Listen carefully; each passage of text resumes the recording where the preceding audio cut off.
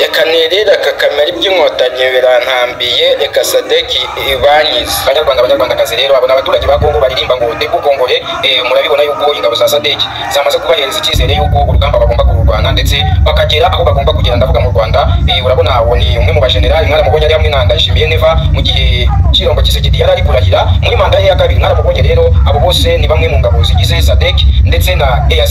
Uretse ko yuko mwarabibonye ko byaje kuzamo ibintu by'ubugambanyi, ariyo mpamvu haje izi ngabo za sadeki. N'umunsi w'ejo rero nibwo bari bahuriye mu mujyi wa Goma bateranye ndetse bari kwiga uburyo bw'urugamba rero urababona aho ngaho barimo barava mu ndege mu kibuga cy'indege.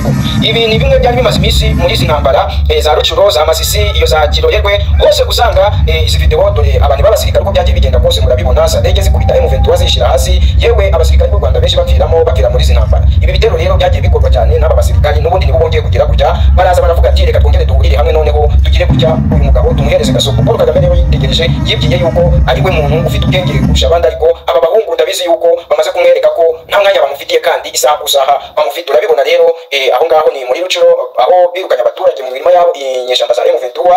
Urabona yuko abo ni abasirikari ba FARDC ubwo bari bamaze kumenya neza ko izi ngabo cyangwa se izi nyeshamba ziri kwica abaturage ari inyeshamba za M23 ariko zishigikiwe n'ingabo za RDF u Rwanda. Komeza urebe rero uko nawe wikuriramo igisubizo kizima kandi gikunogeye. Komera, subscribe na like ku Nterahamwe Twese TV.